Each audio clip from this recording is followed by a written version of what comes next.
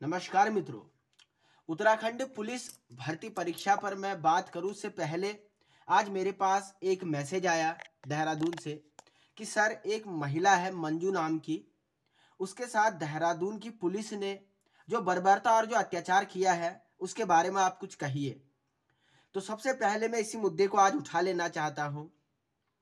सबसे पहली बात, दरअसल देहरादून में एक चोरी की घटना हुई थी और उस चोरी की घटना के आरोप में एक मंजू नाम की युवती थी जो कि घरों में काम करती है।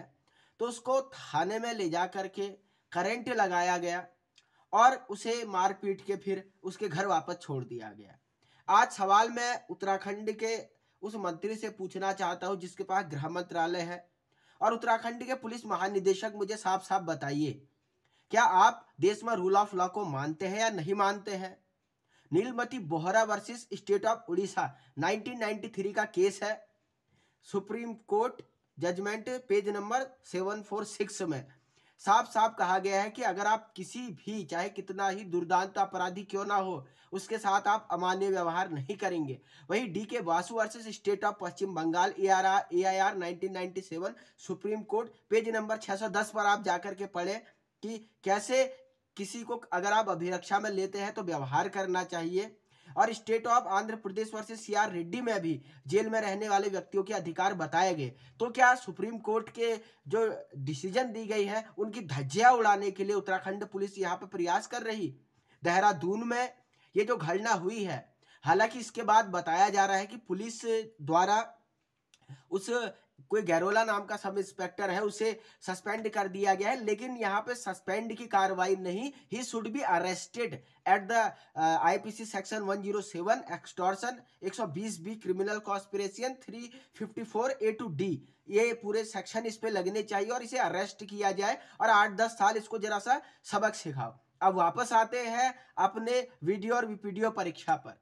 आज मैं बात करना चाहूंगा कि उत्तराखंड में जो राजनीतिक दल है इस मुद्दे पर चुप क्यों है। आज मुझे पता चल गया, क्योंकि मैं समझता था कि उत्तराखंड में कोई विपक्ष है और विपक्ष की कोई भूमिका है। तो सबसे पहली बात, उत्तराखंड विपक्ष विहीन हो चुका है। कांग्रेस पार्टी के खुद चेले चपाटे इसमें हो सकता है कि सेलेक्ट हुए हो, तब जाकर के ये लोग चुप हैं। आप पार्टी का तो कोई अस्तित्व यहाँ पर फिलहाल दिखाई ही नहीं देता। UKD वाले बस चुनाव से पहले नींद पे जागते हैं। तो ऐसे में एक विपक्ष विहीन उत्तराखंड में लोकतंत्र के आधारभूत सिद्धांतों के लिए खतरनाक है, क्योंकि कोई भी मुद्दा होता है आज विपक्ष कुछ नहीं कहता। सरकार एक तरफा अपनी मनमर्जी करती जा रही है, विपक्ष में कोई ना नेता ना कोई इनका आलोचना करने वाला, किसी के मुंह से चू तक नहीं निकलती। और ये उत्तराखंड के भोले भाले लोगों को समझना होगा।